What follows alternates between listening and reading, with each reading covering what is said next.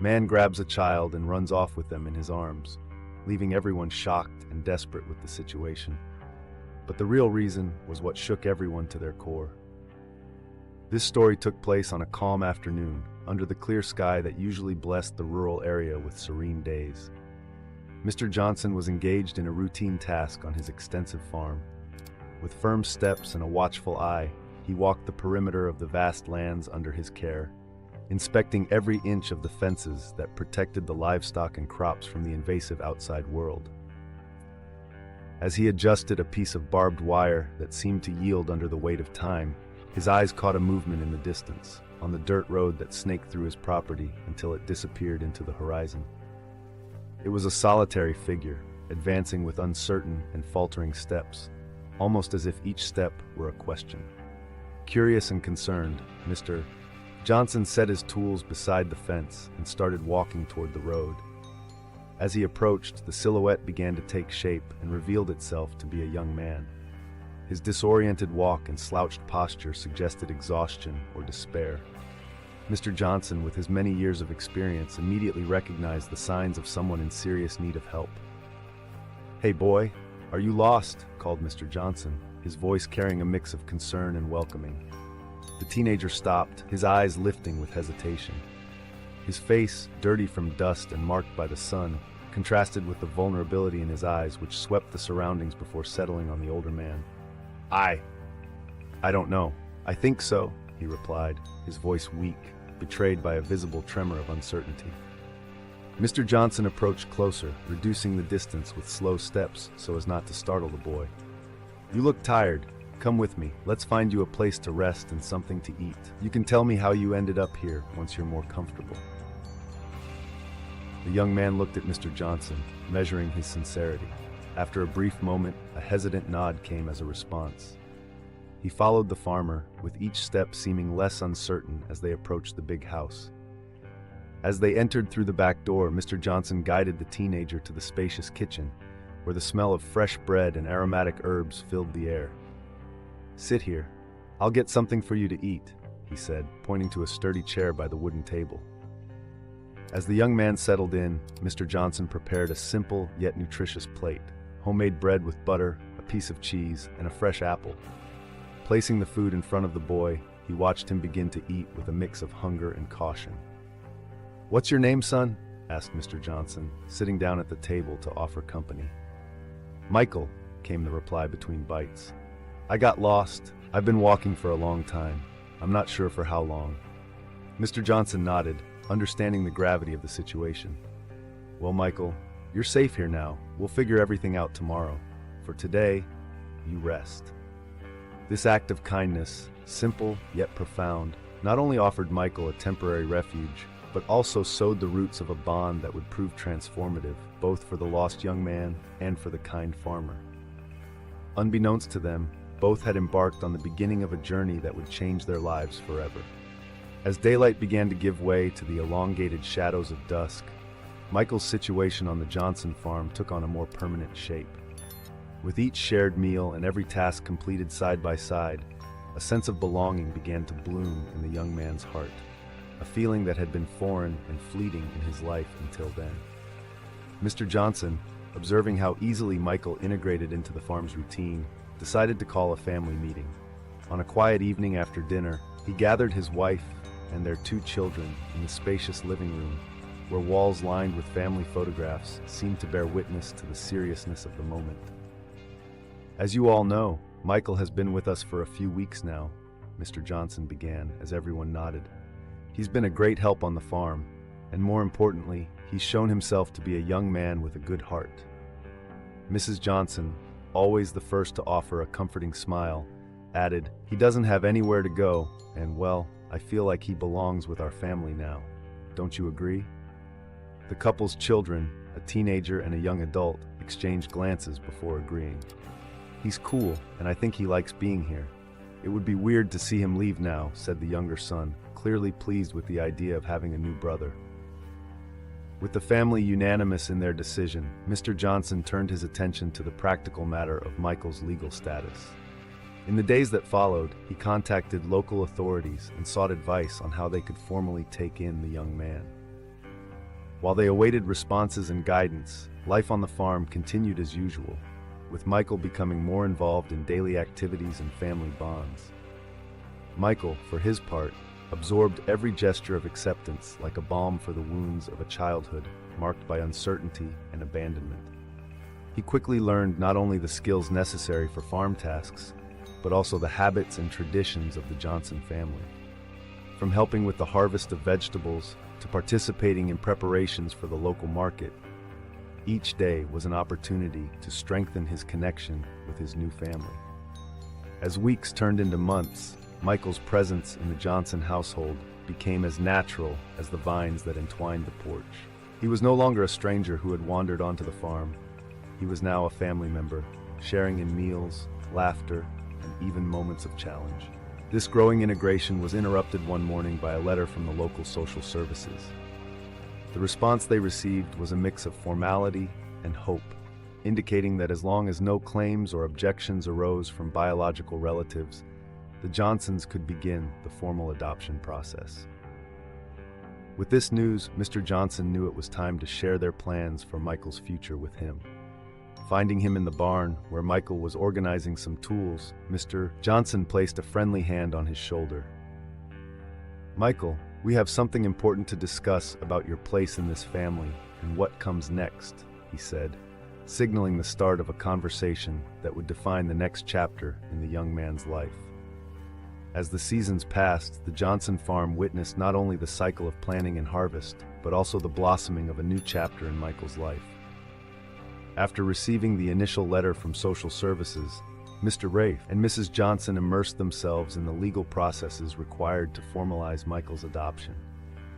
This process, though bureaucratic, was faced with unwavering determination, fueled by the love and commitment they felt for the young man they now considered part of their family. The family lawyer's office became a frequent destination, where documents were reviewed and signed, each paper a step toward ensuring Michael had a permanent home. The absence of claims from Michael's biological relatives simplified the process, allowing the family to proceed without significant legal obstacles. During this period, Michael, who had initially observed with a mix of anxiety and hope, began to allow himself to believe that he might have found a safe and loving home permanently. He became more deeply involved in the farm's routines, taking on responsibilities that reflected his growing confidence and respect for the land and the family that had taken him in. When they finally received the notification that the adoption would be formalized, Mr. Johnson organized a small ceremony on the farm to officially celebrate Michael's inclusion as a member of the family. It wasn't just a formal event, but a heartfelt celebration, planned with the same care and affection that they dedicated to their crops and livestock. The ceremony was scheduled for a Saturday afternoon, under the centuries-old oak tree that dominated the farm's yard. Ribbons and lanterns decorated the trees, and the air was filled with the scent of wildflowers mixed with the sweet aroma of apple pies cooling on the kitchen windowsill. The family and a few close friends, all aware of the journey they had shared up to that point, gathered to witness and celebrate the occasion. Michael, dressed in a new shirt that Mrs. Johnson had insisted he wear, was visibly emotional. He looked at each face, seeing not only smiles of celebration, but also expressions of welcome and acceptance. The local judge, who presided over the ceremony, spoke briefly about the importance of family and community before formalizing the adoption with the words that sealed the Johnson family's commitment to Michael. When the document was signed and the applause echoed through the open space, Michael felt a sense of belonging that surpassed any legal document. It was a confirmation that the bonds of love and care that had grown over the months were now as permanent as the paper signed that day. As the ceremony ended and the sun began to set, giving way to a starry night, the celebration continued with a communal meal.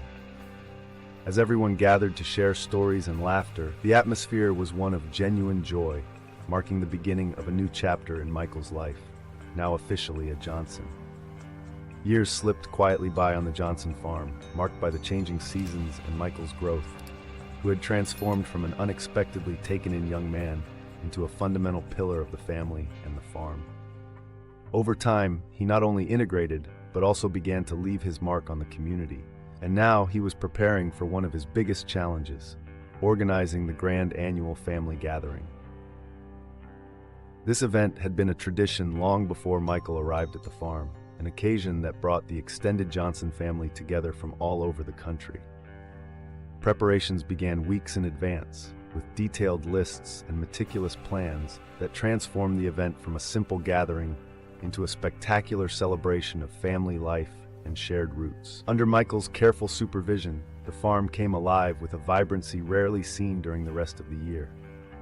Colorful flags were strung between the trees, long, sturdy tables were set up and covered with white linen tablecloths, each crowned with simple yet elegant floral arrangements that captured the essence of summer in the countryside. In the kitchen, the smell of freshly baked pies and succulent roasts filled the air, while Mrs. Nesmap Johnson and other skilled family members orchestrated a feast that promised to delight every palate. The menu was a blend of traditional family recipes and new additions that Michael had suggested, eager to add his personal touch to the table. As the day progressed, cars began to arrive along the gravel road, bringing with them the laughter and lively conversations of relatives who, although separated by distance and daily life, shared an indelible bond. Children ran across the fields, their joyful shouts rising above the constant murmur of conversations as they reunited with cousins seen only on occasions like this. Michael, moving among the guests with the ease that comes only with years of familiarity, ensured that every detail was perfect. His gaze occasionally caught scenes of reunions, the tight embraces of aunts and uncles, the firm handshakes between cousins, and the animated conversations that naturally sprung up among family members. As the sun began to set, painting the sky in shades of orange and pink, the music started. A local band, known for their ability to keep feet tapping and hearts warm, took their place on the makeshift stage. The first note of the acoustic guitar marked the official start of the party, and soon the space was filled with dancers of all ages. In this moment of uncomplicated celebration and joy, Michael felt a deep gratitude for being so deeply rooted in this family that had welcomed him without hesitation years ago. The love and acceptance that had blossomed since that first unexpected encounter on the farm road now reflected in the face of every person present. The party continued with lively energy, each laugh and each dance weaving the Johnson family stories even more deeply, when an unexpected incident captured everyone's attention, transforming the night in a way that no one could have predicted. Night fell over the Johnson farm, with the starry sky serving as a backdrop for the ongoing celebration. Laughter and music filled the air, mingling with the tempting aromas of homemade food still emanating from the buffet area. Children ran across the lawn, releasing paper lanterns that slowly rose against the night sky, their dancing lights reflecting the innocent joy of the family gathering. In this scene of carefree happiness, a moment of pure terror unfolded so quickly that no one could immediately grasp what was happening. Michael, who had been at the center of the festivities, ensuring that every detail of the party ran smoothly, suddenly found himself in the midst of sudden panic. It all began when a sharp scream tore through the tranquility of the night. It was a child's voice, followed by a stifling silence and then more screams. This time, a mixture of confusion and fear from the adults who turned to locate the source of the commotion. Michael, whose ever-sharp instincts often placed him in the role of protector, was last seen running toward the dense woods that bordered the property, carrying one of the younger children, a boy who seemed too frightened to protest. The boy's mother, realizing that her son was not among the children playing under the lanterns, fell into a state of palpable despair. Her face, previously lit with the contentment of the party, was now marked by tears and terror.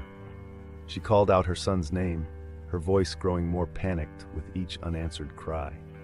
The boy's father, along with other adults, quickly took action. They formed search parties, organizing with lanterns and instructions to scour every corner of the vast property. The orders were clear. Check every cabin, every trail in the woods, every spot where a child might hide or be hidden.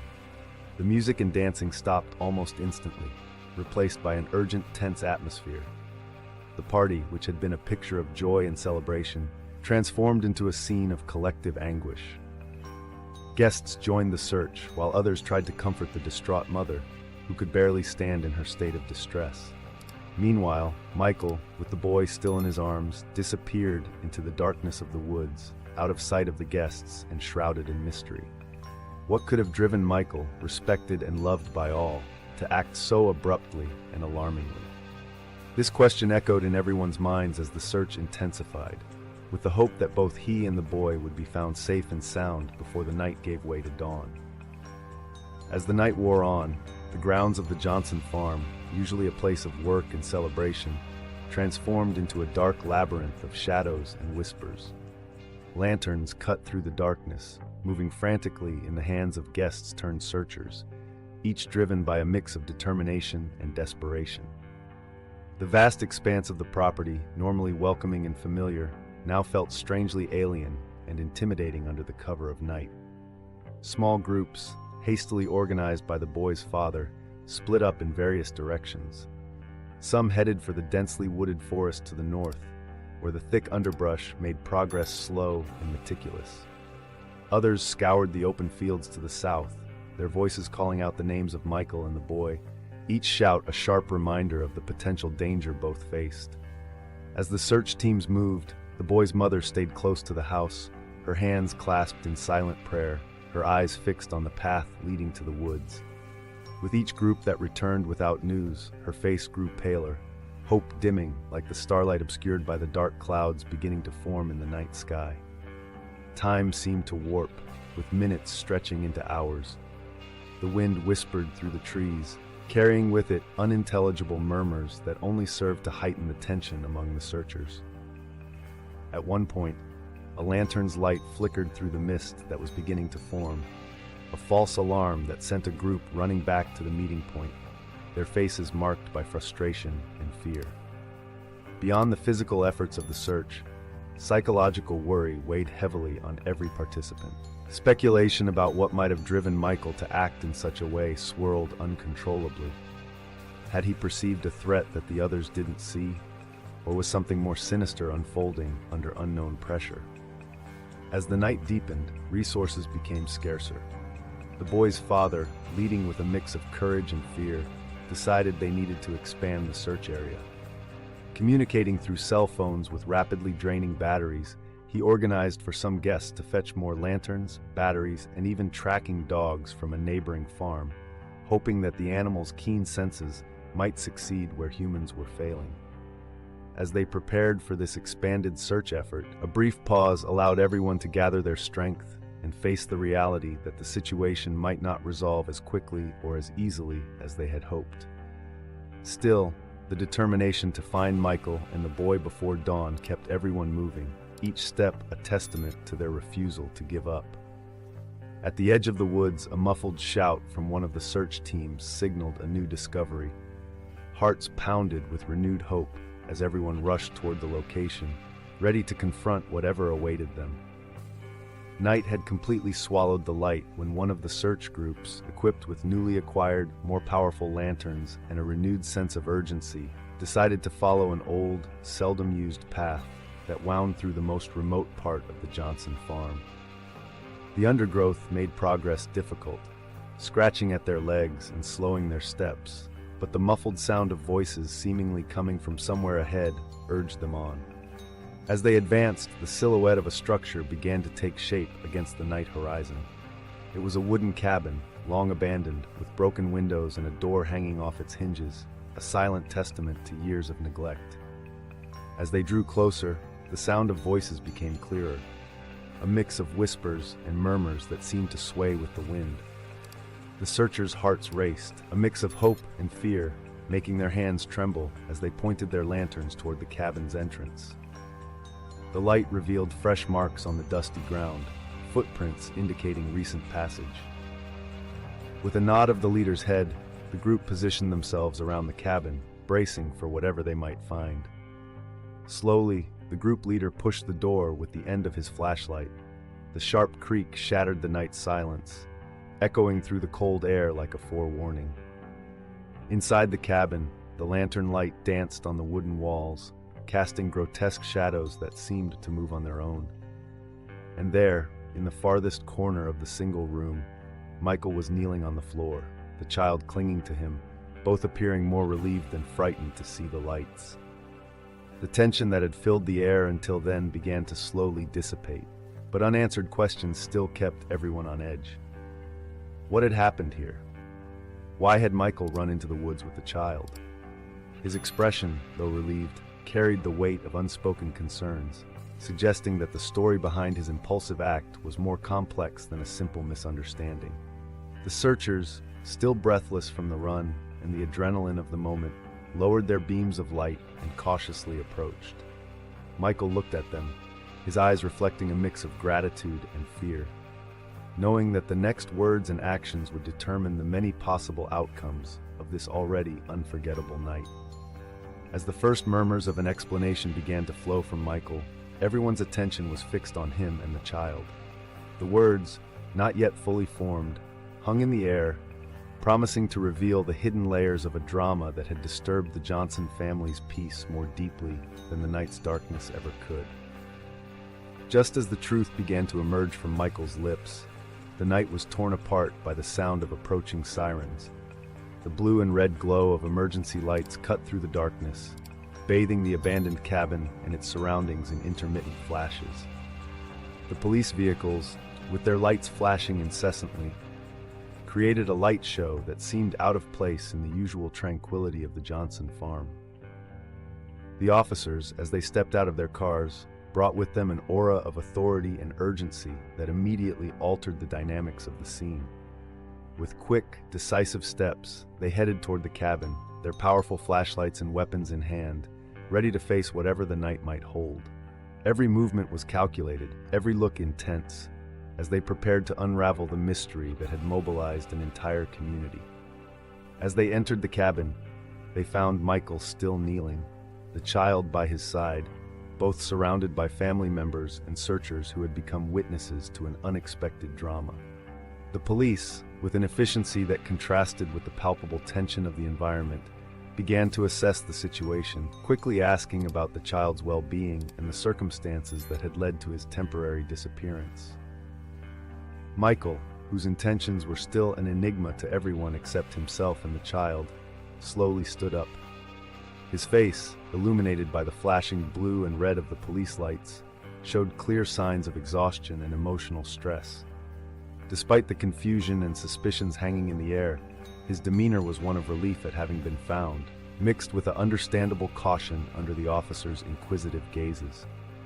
The officers, maintaining a strict professionalism, listened as Michael began to explain, his voice steady but clearly laden with emotion.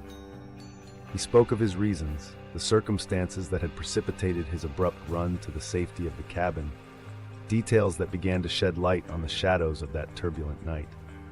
As he spoke, the officers took notes, their eyes occasionally exchanging glances that suggested a continuous assessment of the credibility of his story. The communication between them, though subtle, was constant, a reminder that every piece of information would be crucial to fully uncovering the events of that night. As Michael concluded his initial account, one of the officers approached the child's parents, reassuring them that their son's well-being was the priority and that all necessary measures were being taken to ensure his safety. Relief and tension coexisted in the air, a mix of emotions that would only be resolved once all the pieces of the puzzle were in place. With Michael's first explanations given and the police fully involved, the night still held more revelations. The details that would follow promised to answer the many questions everyone had, and perhaps ease the minds of a family that just wanted to understand why one of their own had run into the darkness with a child in his arms. As the night deepened and the stars twinkled indifferently to the human drama below, the tension in the abandoned cabin slowly shifted from confusion and fear to a sharp focus on Michael. He had just finished weaving the last strands of his explanation, a narrative that had begun to ease the weight of silence and mystery surrounding his actions. However, the true twist was about to be revealed, bringing a new layer of shock to an already turbulent night. Among the guests who had followed the police to the cabin, one man stood out as particularly uneasy. He was a farm worker, known to everyone as a diligent and reliable employee, but his demeanor now revealed deep unrest. As Michael finished his explanation, attention began to slowly shift toward this man, whose heavy breathing and furtive glances did not go unnoticed. The pressure of the situation, intensified by the piercing gazes of the police and others present, seemed overwhelming. The man began to fidget uncomfortably, his eyes never settling on one spot for too long. Finally, with labored breathing and visibly sweaty, trembling hands, he succumbed to the weight of the secret he carried. Without a word from the police, without any direct gesture forcing him to speak, the man broke the silence with a voice that trembled as much as his body. He confessed that he had planned to kidnap the child during the party, seeing in the chaos of the celebration a perfect opportunity to mask his true intentions. The idea was to demand a ransom, a plan driven by financial desperation and a distorted notion that he could escape without consequences. The man's words hit like stones in the stomachs of all who listened. The surprise was universal, as no one could have imagined that such a seemingly loyal member of the farm's staff could conceive of such a nefarious act. The police quickly stepped forward, handcuffing the worker as he continued to spill the details of his thwarted plan, each word a confirmation of his guilt and regret. This moment of confession not only clarified the circumstances behind Michael's drastic actions, but also brought palpable relief to the child's parents, who held their son even tighter, grateful for his safe return and the timely intervention that had prevented a much worse outcome. As the man was escorted out of the cabin, everyone's attention remained fixed on the repercussions of his confession.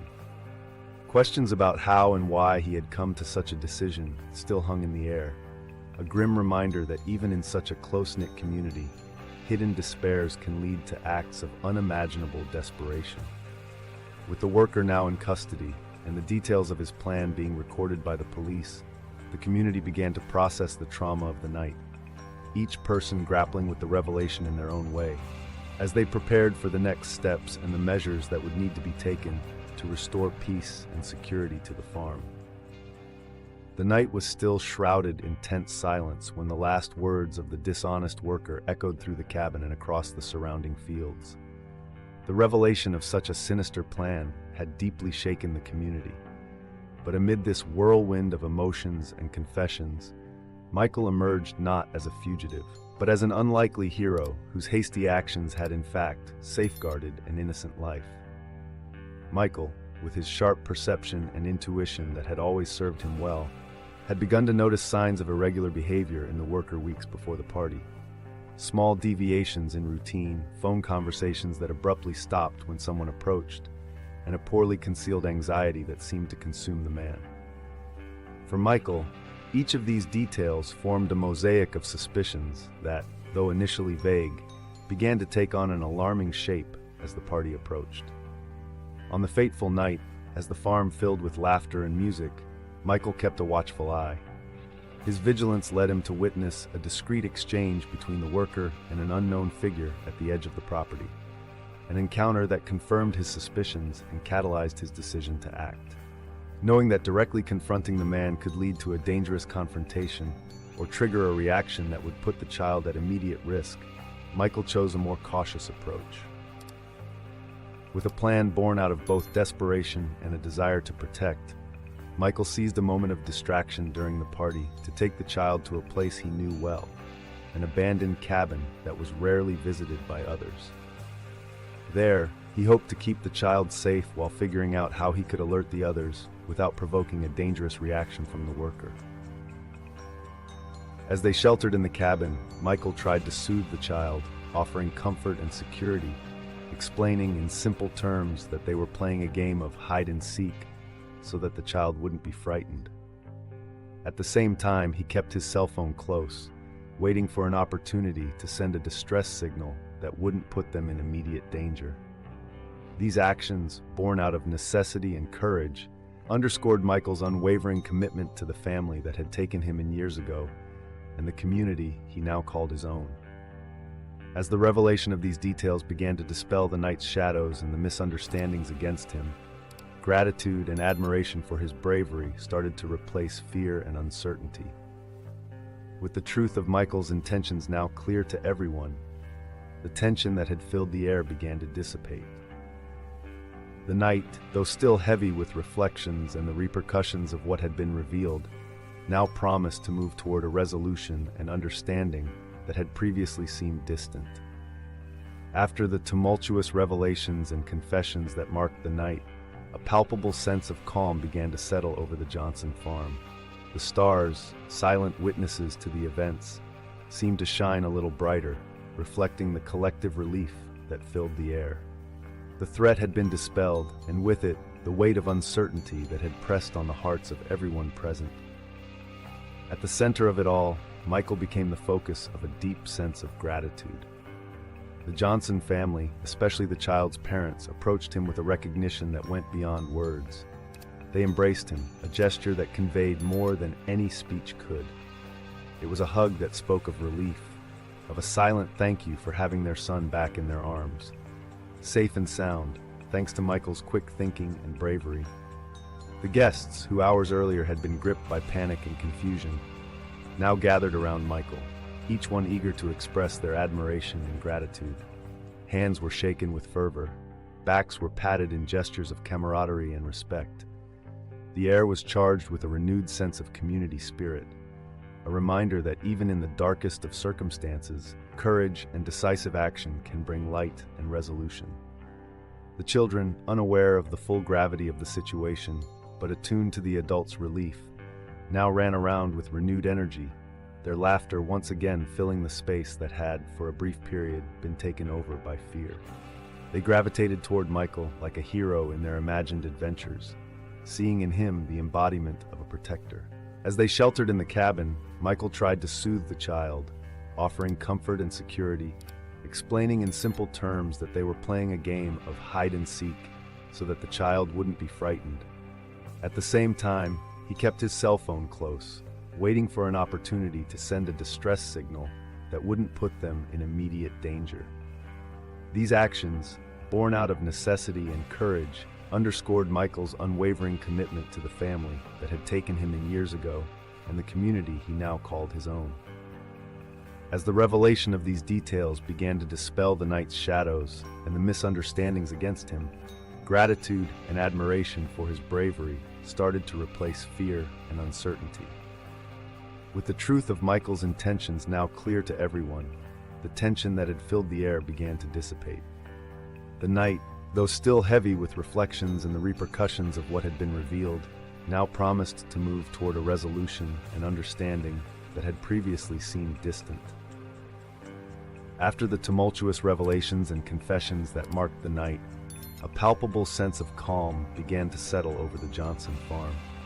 The stars, silent witnesses to the events, seemed to shine a little brighter, reflecting the collective relief that filled the air. The threat had been dispelled, and with it, the weight of uncertainty that had pressed on the hearts of everyone present. At the center of it all, Michael became the focus of a deep sense of gratitude. The Johnson family, especially the child's parents, approached him with a recognition that went beyond words. They embraced him, a gesture that conveyed more than any speech could. It was a hug that spoke of relief, of a silent thank you for having their son back in their arms, safe and sound, thanks to Michael's quick thinking and bravery. The guests, who hours earlier had been gripped by panic and confusion, now gathered around Michael, each one eager to express their admiration and gratitude. Hands were shaken with fervor, backs were patted in gestures of camaraderie and respect. The air was charged with a renewed sense of community spirit, a reminder that even in the darkest of circumstances, courage and decisive action can bring light and resolution. The children, unaware of the full gravity of the situation, but attuned to the adults' relief, now ran around with renewed energy, their laughter once again filling the space that had, for a brief period, been taken over by fear. They gravitated toward Michael like a hero in their imagined adventures, seeing in him the embodiment of a protector. That day, as the daily farm tasks resumed, Michael's presence seemed omnipresent. He was helping here, comforting there, always available, always attentive. To the Johnson family, he was not just an adopted member, but a true son, whose loyalty and courage transcended the bonds of blood. As the evening fell and the farm prepared for dinner, Mr. Johnson invited Michael for a walk through the fields. Together, they walked side by side, the elder sharing stories of the farm's past, while the younger listened attentively, his presence there as natural and essential as the earth beneath their feet. This moment of communion between father and adopted son symbolized Michael's complete redemption, not just in terms of his acceptance into the family, but in his own self-acceptance as a man worthy of love, respect, and belonging. He had faced the hardest test and emerged not just intact, but elevated. As they returned home, ready to join the others for dinner, it was evident that the incident, though it had begun with notes of fear and uncertainty, had culminated in a comforting certainty. Michael was, and always would be, home. As events unfolded, and the workers' confession still echoed in everyone's minds, the judicial process began with surprising efficiency. The authorities, already informed and equipped with the evidence and testimonies gathered on that tumultuous night, acted quickly to ensure that justice was served. The worker, whose nefarious plan had been revealed in critical detail by his own trembling voice, was detained and swiftly brought to trial. The local courthouse, an old building that usually resonated with the echoes of minor disputes and bureaucratic matters, found itself at the center of unusual attention. The community, still shaken but relieved by the resolution of the case, followed the proceedings with keen interest. The trial sessions were marked by respectful silence and palpable tension, as everyone present felt the weight of what was being decided. During the trial, the defendant had the opportunity to express his motives, revealing a desperate plot driven by mounting debts and a perceived lack of options. His words, though attempting to paint a picture of personal despair, did not lessen the severity of his actions. The prosecution, relentless, presented a strong case against him, highlighting not only the careful planning of the crime, but also the imminent danger he had posed to an innocent child. As the trial progressed, the Johnson farm, though free from the physical presence of danger, now operated under a new norm.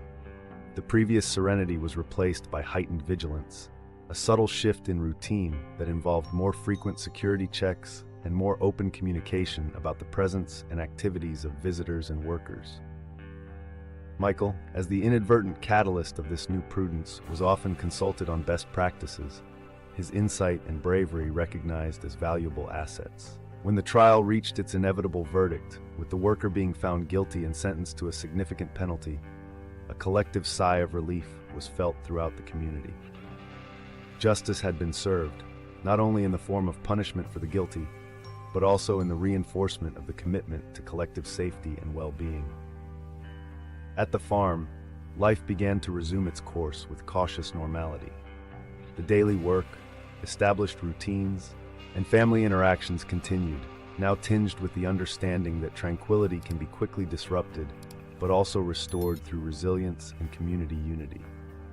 As the sun set on a particularly productive day, casting a golden reflection over the vast fields of the farm, peace seemed to have been restored. But the lesson remained. Vigilance and courage, as demonstrated by Michael on that critical day, were treasures that should be maintained and honored. A truth that everyone on the farm now recognized and deeply valued. As the seasons passed on the Johnson farm, the incident from that fateful night became intertwined with the history and spirit of the place, transforming into a narrative of perseverance and human integrity. Michael, whose quick action and brave heart had saved a life and restored peace, became an emblematic figure not only among the Johnsons, but throughout the surrounding community. The farm, with its vast fields and tranquil pastures, continued to be a gathering place for parties and reunions, but now it also served as a silent testament to the human capacity to overcome adversity through compassion and altruism. The stories of the night when Michael made the courageous decision to protect the child were frequently told and retold, each retelling adding a layer of admiration and respect for his character. In the years that followed, the Johnsons took the initiative to further strengthen community bonds, organizing workshops on safety and first aid, and promoting events that encouraged collective vigilance and mutual support. Michael, often at the center of these initiatives, shared his experiences and the lessons he had learned, emphasizing the importance of always being prepared and of looking out for one another. Michael's influence extended beyond the physical boundaries of the farm. Local schools began inviting him to speak about courage and integrity, transforming him into a role model for young people who learned not only to value justice, but also to act with bravery in the face of danger.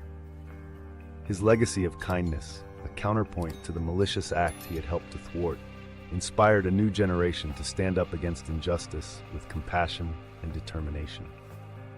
The Johnsons, in turn, continued to be seen not just as guardians of a large farm, but as custodians of the moral values that upheld the community.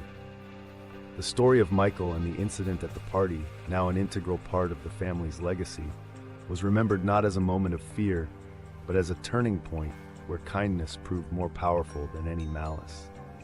As the sun set on another day at the farm, casting long shadows over the land Michael had helped to protect, the family gathered for another evening of togetherness and sharing.